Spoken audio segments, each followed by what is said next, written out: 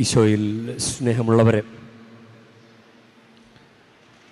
ഓരോ ദിവസവും നമ്മളിങ്ങനെ ഓരോ വിഭാഗം മനുഷ്യരെ നമ്മളിങ്ങനെ ബലിയോട് ചേർത്ത് വെച്ച് പ്രാർത്ഥിക്കുകയാണ്. കുഞ്ഞുങ്ങളെ വെച്ച് തുടങ്ങി, യുവാക്കളെ വെച്ച് തുടർന്നു, പിന്നെ കുടുംബജീവിതം, ഒറ്റയ്ക്കായിരിക്കുന്നവരെ, കുടുംബജീവിതത്തിൻ്റെ ഭദ്രത, അതിനെക്കുറിച്ചൊക്കെ അതിന് വേണ്ടിയിട്ടൊക്കെ നമ്മൾ പ്രാർത്ഥിച്ചൊരുങ്ങി. ഇന്ന് നമ്മളെ മുതിർന്നവരെ, നമ്മുടെ കുടുംബത്തിലുള്ള മുതിർന്നവരെ ഓർത്ത് പ്രാർത്ഥിക്കുന്ന ദിവസമാണ്. അവർക്ക് മാതാവിൻ്റെ ഒരു പ്രത്യേക സാന്നിധ്യം, മാധ്യസ്ഥ്യം അവർക്കുണ്ടാകട്ടെ. ചില മക്കൾ മാതാപിതാക്കളുടെ ആഗ്രഹം പൂർത്തീകരിച്ചുകൊണ്ട് അവരിവിടെ കൊണ്ടുവരുന്നുണ്ട്. കഴിഞ്ഞ ദിവസം വളരെ ഇങ്ങനെ സംസാരിക്കാൻ ശേഷി നഷ്ടപ്പെട്ടു പോയ, മൂക്കിലൊക്കെ ട്യൂബൊക്കെ ഇട്ടൊരു അമ്മയെ ഇവിടെ കൊണ്ടുവന്നു. അപ്പോൾ അവർ കുമ്പസാരിക്കാൻ വന്നു, സംസാരിക്കാൻ പറ്റുകയില്ല, പേപ്പറിൽ എഴുതിക്കൊണ്ടാണ് വന്നത്. അപ്പോൾ എനിക്ക് അത്തരക്കാർ ചിലപ്പോൾ നമ്മൾ കൊണ്ടുവരണമെന്നില്ല. അങ്ങനെയുള്ളവർക്കാണ് ഇടവകയിലെ വൈദികരം. കാരണം ഇത്തരം ആൾക്കൂട്ടത്തിലേക്ക് വരുമ്പോൾ മുതിർന്നവർക്ക് ചിലപ്പോൾ ഈ സാഹചര്യങ്ങളുമായിട്ട് ഒത്തുപോകാൻ ബുദ്ധിമുട്ടായിരിക്കും. ഇൻഫെക്ഷനൊക്കെ വരാൻ സാധ്യതയുണ്ട് ക്രൗഡിലേക്ക് വരുമ്പോൾ. അതുപോലെ ചെറിയ കുഞ്ഞുങ്ങൾക്കും അങ്ങനെ സംഭവിക്കാറുണ്ട്. അപ്പം ആഗ്രഹമൊക്കെ പൂർത്തീകരിച്ച് കൊടുക്കുന്നത് നല്ലതാണ്, പക്ഷെ വിവേകം ഉണ്ടാകണം. പിന്നെ കൂടുതൽ ഇപ്പോഴത്തെ അവസ്ഥയേക്കാൾ ഗുരുതരമാകാതെ നോക്കുകയും വേണം. അപ്പോൾ അങ്ങനെ ആഗ്രഹം പൂർത്തീകരിക്കുന്നവരുണ്ട്, കൊള്ളാം, അത്രയും നല്ല കാര്യമാണ് മാതാപിതാക്കളെ ബഹുമാനിക്കുന്നത്. പക്ഷെ വിവേകത്തോടുകൂടി ചെയ്യുക. അപ്പോൾ പ്രായാധിക്യത്തെ ബഹുമാനിക്കുക. നമ്മുടെ നാട്ടിൽ ഒത്തിരി നിയമങ്ങളുണ്ട്, ഇല്ലേ? ദേശീയ പതാകയെ ബഹുമാനിക്കണം, ദേശീയഗാനത്തെ ബഹുമാനിക്കണം. അങ്ങനെ ലംഘിച്ചാൽ ശിക്ഷ ലഭിക്കുന്ന നിയമങ്ങളുണ്ട്. എന്നാൽ ചില നിയമങ്ങൾ അത് ആളുകൾ പൊതുവായി മനസ്സിലാക്കുന്നൊരു കാര്യമാണ്, പക്ഷെ അടിച്ചേൽപ്പിച്ചിട്ടില്ലാത്ത ഒത്തിരി നിയമങ്ങളുണ്ട്. അതിൽ കുടുംബമായിട്ട് ബന്ധപ്പെട്ട് വരുന്ന 2 നിയമങ്ങളാണ്. മാതാപിതാക്കൾ മക്കൾക്ക് നല്ല വിദ്യാഭ്യാസം കൊടുക്കണം. മാതാപിതാക്കൾ കൊടുക്കാതെ നാട്ടുകാർ കൊടുക്കുമോ? അപ്പോൾ ഇത് അടിച്ചേൽപ്പിച്ചിട്ടില്ല. ഇനി മാതാപിതാക്കൾ കൊടുത്തില്ലെങ്കിൽ നാട്ടുകാർക്ക് വല്ല കുഴപ്പമുണ്ടോ? ഒരു കുഴപ്പമില്ല. മക്കൾക്ക് നല്ല വിദ്യാഭ്യാസം കൊടുക്കുക. ഇനി മക്കളുടെ കടമ എന്താണ്? മുതിർന്ന മാതാപിതാക്കളെ സംരക്ഷിക്കുക. ഇതെവിടെയെങ്കിലും എഴുതി വച്ചിട്ടുണ്ടോ? ഇത് പൊതുവായൊരു അണ്ടർസ്റ്റാൻഡിങ്ങിലുള്ള ഒരു കാര്യമാണ്. ഇനി മാതാപിതാക്കളെ നോക്കിയില്ലെങ്കിൽ ആരും ചോദ്യം ചെയ്യാൻ ചിലപ്പോൾ വരണമെന്നില്ല. ചില വ്യക്തികൾ, ഇപ്പോഴത്തെ മീഡിയയൊക്കെ വളരെ പ്രസിദ്ധമായിരിക്കുന്ന ഈ കാലയളവിൽ മീഡിയയിലൂടെ മാതാപിതാക്കളെയൊക്കെ അവരോട് അനീതിയോടെ പെരുമാറുന്ന മക്കളുടെ വീഡിയോ ഒക്കെ എടുത്ത് വൈറലാക്കുന്ന കാലമാണ്. അപ്പോൾ അതുകൊണ്ട് ചിലപ്പോൾ ആളുകളൊക്കെ പേടിച്ച് ചിലപ്പോൾ അതൊക്കെ ചെയ്യും. പക്ഷേ ഇത് അടിച്ചേൽപ്പിച്ചിട്ടില്ലാത്ത കാര്യമാണ്, കടമയാണ്. നമ്മുടെ സമൂഹം അടിച്ചേൽപ്പിച്ചിട്ടില്ല, നമ്മുടെ കടമയാണ്. അപ്പോൾ ഈ യൗസേപ്പിതാവും മാതാവും ഈശോയെ സമർപ്പിക്കാനായിട്ട് ദേവാലയത്തിൽ കൊണ്ടുവന്നിരിക്കുക. ദേവാലയത്തിൽ 40-ാം ദിവസം നമ്മൾ ജപമാലയിൽ സന്തോഷകരമായ രഹസ്യങ്ങളിൽ 4-ാമത്തെ രഹസ്യമാണ് നമ്മളത് ധ്യാനിച്ച് പ്രാർത്ഥിക്കുന്നത്. ദേവാലയത്തിൽ ഈശോയെ സമർപ്പിക്കാൻ കൊണ്ടുവന്നു. അതൊരു രീതിയാണ്, അത് ഒരു കീഴ്വഴക്കമാണ്. മക്കളെ ദേവാലയത്തിൽ കൊണ്ടുവന്ന് പ്രാർത്ഥനകൾ പഠിപ്പിക്കുക, ദൈവത്തിന് മുമ്പിൽ പ്രതിഷ്ഠിക്കുക, അവർക്ക് വിശ്വാസ പരിശീലനം കൊടുക്കുക. അത് ദൈവത്തിന് മുമ്പിലുള്ള കടമയാണ്. വിവാഹ സമയത്ത് നിനക്ക് ഞാൻ നൽകുന്ന മക്കളെ നിങ്ങൾ ദൈവത്തിന് ഇഷ്ടപ്പെട്ട രീതിയിൽ വളർത്താൻ നിങ്ങൾ സന്നദ്ധരാണോ എന്ന് ചോദിച്ചപ്പോൾ സന്നദ്ധരാണ് എന്ന് ആളുകളുടെ മുന്നേ വെച്ച് സഭയുടെ മുൻപാകെ ബോധിപ്പിച്ച കാര്യമാണ്. അപ്പോൾ അത് ഒരു കടമയാണ് നമ്മൾ. അപ്പോൾ ഇത് മാതാവും യൗസേപ്പിതാവും കൂടി ആ കടമ നിർവഹിക്കാൻ. ഇവിടെ ഈ സുവിശേഷ ഭാഗത്തിൽ അതിന് മുൻപും പിൻപും ഒക്കെ ആയിട്ട് പലതവണ പറയുന്ന കാര്യമാണ്. അത് ലൂക്കായുടെ സുവിശേഷം 2-22 വാക്യം, മോശയുടെ നിയമമനുസരിച്ച് ശുദ്ധീകരണത്തിന് ദിവസങ്ങൾ പൂർത്തിയായപ്പോൾ അവനെ കർത്താവിന് സമർപ്പിക്കാൻ ജെറൂസലേമിലേക്ക് കൊണ്ടുപോയി. ഇനിയും 27-ാമത്തെ വാക്യത്തിൽ പരിശുദ്ധാത്മാവിൻ്റെ, ലൂക്ക 2:27, പരിശുദ്ധാത്മാവിൻ്റെ പ്രേരണയാൽ അവൻ ദേവാലയത്തിലേക്ക് വന്നു. നിയമപ്രകാരമുള്ള അനുഷ്ഠാനങ്ങൾക്കായി ശിശുവായ യേശുവിനെ മാതാപിതാക്കന്മാർ ദേവാലയത്തിൽ കൊണ്ടുചെന്നു. ഇനി 39 വാക്യത്തിൽ ലൂക്ക 2:39 കർത്താവിൻ്റെ നിയമപ്രകാരം എല്ലാം നിവർത്തിച്ച ശേഷം അവർ സ്വനഗരമായ ഗലീല നസറത്തിലേക്ക് മടങ്ങി. അപ്പം നിയമങ്ങൾ പാലിക്കുക എന്നത് അത് നമ്മുടെ കടമയാണ്. അത് മുതിർന്നവരോടുള്ള കടമ എന്നതുപോലെ തന്നെ നമ്മൾ ഇന്ന് ധ്യാനിക്കേണ്ട ഒരു കാര്യമാണ് നമ്മൾ ഒരു പക്വതയോടുകൂടെ പെരുമാറുക എന്നത്. പക്വതയോടുകൂടെ പെരുമാറുക, മുതിർന്നവരെ പോലെ ആകുക. ഈ 7-ാം തീയതി ഒരു വിശുദ്ധൻ നമുക്കുണ്ടാവുകയാണ്, വിശുദ്ധ കാർലോ അക്കൂത്തീസ്. അദ്ദേഹത്തിന് 15 വയസ്സുള്ളപ്പോൾ മരണപ്പെട്ടു പോയത്. 1991 ജനിച്ച 2006 മരണപ്പെട്ട വെറും 15 വയസ്സ് പ്രായമുള്ള ആ കുഞ്ഞ് 4 വയസ്സുള്ളപ്പോൾ തൻ്റെ അമ്മയുടെ അമ്മ വീട്ടിൽ വന്ന് നിൽക്കുമായിരുന്നു, സ്വന്തം വീട്ടിൽ വന്ന് നിൽക്കുമായിരുന്നു. ആ അമ്മയുടെ അമ്മാമ്മ നല്ല പരിശീലനം കൊടുത്തു. അപ്പനും അമ്മയ്ക്കും അത്ര വിശ്വാസമൊന്നും ഉണ്ടായിരുന്നില്ല. അന്റോണിയ എന്ന് ഈ വിശുദ്ധൻ്റെ അമ്മ പറയുകയാണ്, ആദ്യ കുർബാന സ്വീകരണത്തിൻ്റെ സമയത്തും സ്ഥൈര്യലേപനത്തിൻ്റെ സമയത്തും വിശുദ്ധ വിവാഹത്തിൻ്റെ സമയത്തും മാത്രമേ പരിശുദ്ധ കുർബാന സ്വീകരിച്ചിട്ടുണ്ടായിരുന്നുള്ളൂ. ഈ കുഞ്ഞിൻ്റെ മാതൃക കണ്ടിട്ടാണ് ഈ മാതാപിതാക്കൾ പോലും, അപ്പനും മെച്ചമായിരുന്നില്ല, ഇതുപോലെയൊക്കെ തന്നെയായിരുന്നു. അങ്ങനെ രണ്ടുപേരും, ആന്ത്രേയ അന്റോണിയ, അവർ രണ്ടുപേരും പിന്നെ ഈ മകൻ്റെ മാതൃകയിൽ വിശ്വാസത്തിലേക്ക് വന്നു. അപ്പോൾ മുതിർന്നവരെ പോലെ പെരുമാറേണ്ട ഒരു കൊച്ചിൻ്റെ മുമ്പിൽ മുതിർന്നവരെ പോലെ ആകണം.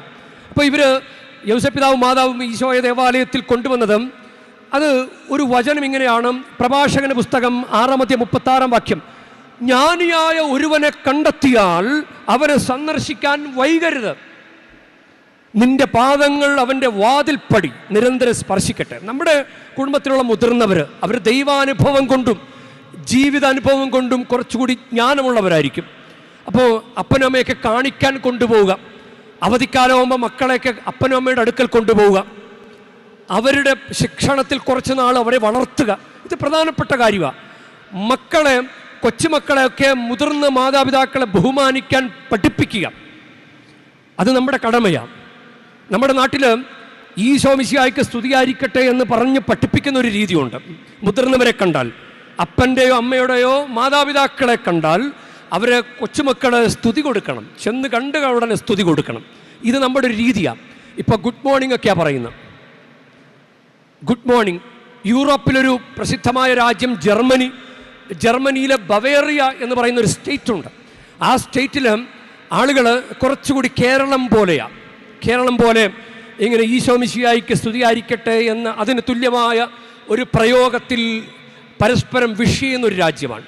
അവിടെ നിന്നാണ് ബെനഡിക്റ്റ് പാപ്പ ഉണ്ടായത്, ഈ ബവേറിയ എന്ന സ്റ്റേറ്റ്. മറ്റു സ്റ്റേറ്റുകളിലൊന്നും അങ്ങനെയില്ല. അവിടെ ഗുഡ് മോർണിംഗ് ഒക്കെ പറയുള്ളൂ. അതിന് പറയുന്ന ഈശോയ്ക്ക് ദൈവത്തിന് സ്തുതി ഉണ്ടാകട്ടെ എന്ന് പറയുന്ന ഗ്രൂസ്കോട്ട് എന്ന് പറയും. അവർ പരസ്പരം കാണുമ്പോൾ ഗ്രൂസ്കോട്ട്. മറ്റു സ്ഥലങ്ങളിൽ ഗുഡ് മോർണിംഗ് എന്ന് പറയുന്നത് ജർമ്മൻ ഭാഷയിൽ ഗുട്ടൻ മോർഗൻ എന്ന് പറയുള്ളൂ, അങ്ങനെ പറയുള്ളൂ.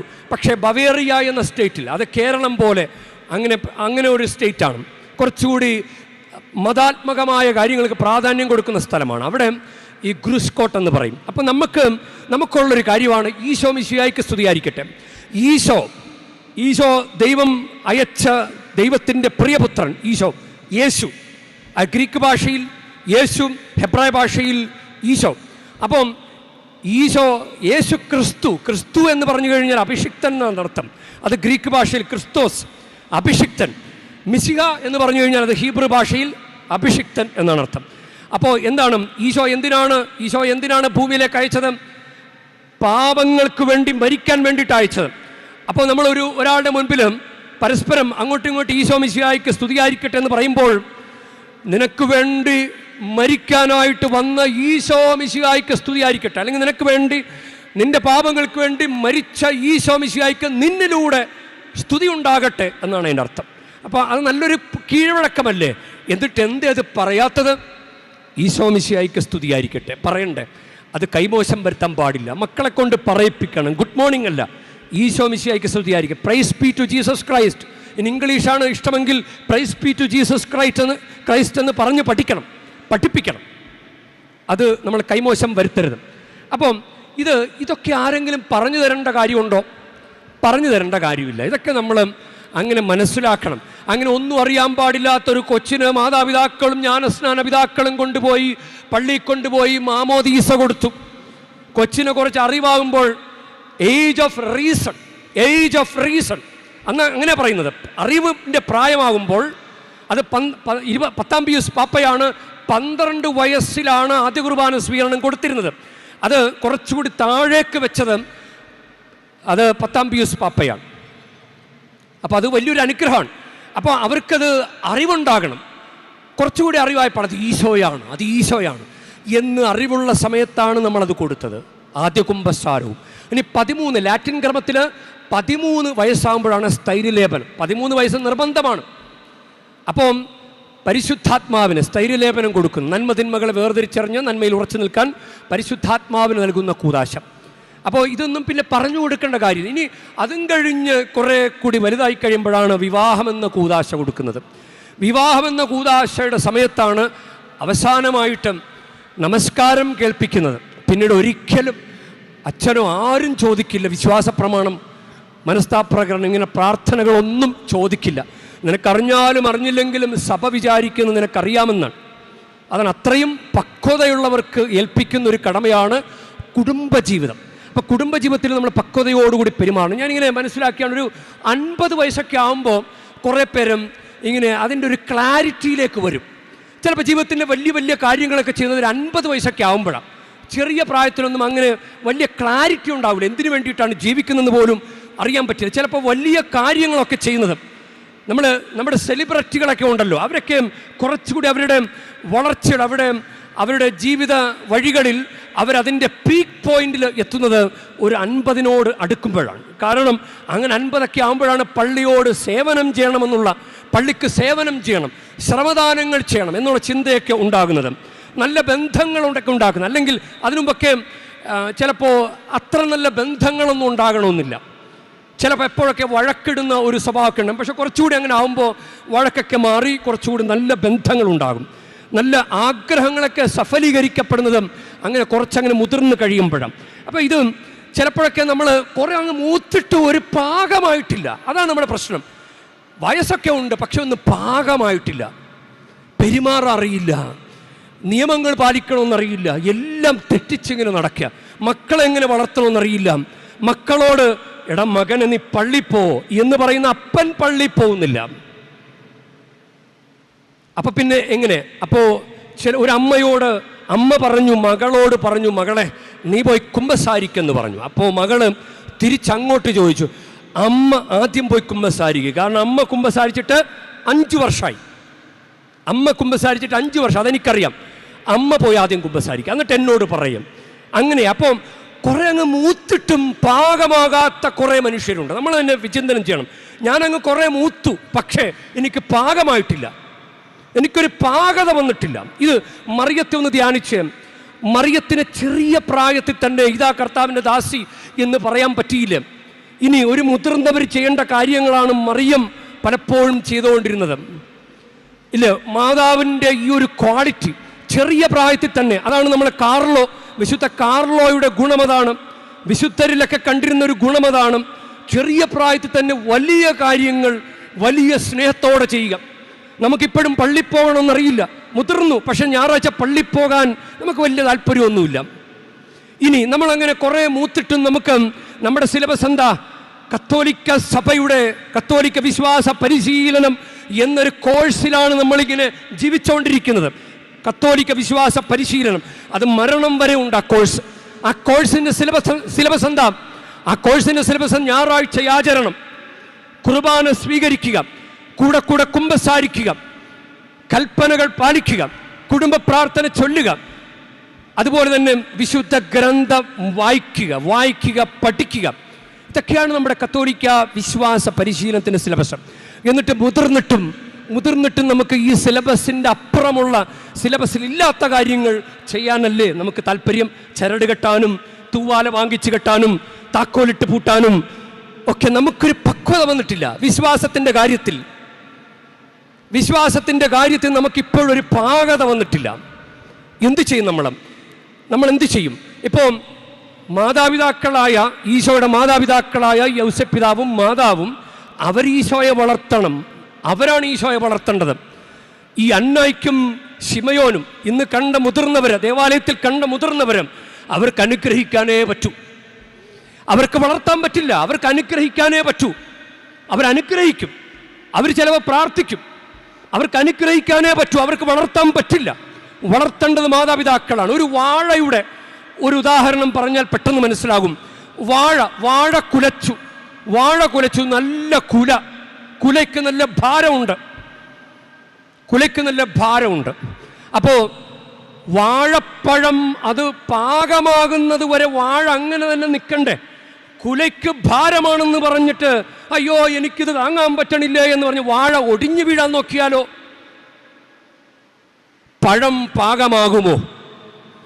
ഇനി ചിലപ്പോഴൊക്കെ നമ്മൾ വാഴ ഒടിഞ്ഞു വീഴാതിരിക്കാൻ ഇങ്ങനെ മുട്ട് വെച്ച് കെട്ടും, അല്ലെങ്കിൽ അങ്ങോട്ടും ഇങ്ങോട്ടൊക്കെ ചില ചരടുകളൊക്കെ വലിച്ചു കെട്ടും. വാഴത്തോപ്പിൽ പോയി നോക്കിയാൽ നിങ്ങൾക്കത് മനസ്സിലാക്കാൻ സാധിക്കും. അങ്ങോട്ടും ഇങ്ങോട്ടും കാറ്റ് വന്നാൽ വീഴാതിരിക്കത്തില്ല. അങ്ങനെ ഈ ശിമയോനും അന്നായും ചില മുട്ടുപോലെ നിന്നു കൊടുത്തിട്ടേ ഉള്ളൂ.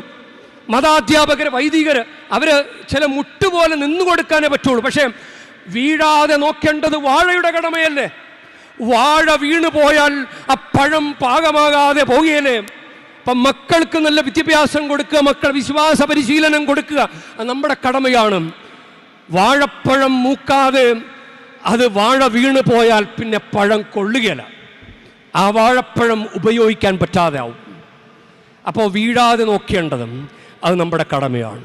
പാകമാകുന്നത് വരെ മുതിർന്നവരെ പോലെ ആകുക, മുതിർന്നവരെ പോലെ പക്വതയോടുകൂടെ പെരുമാറുക.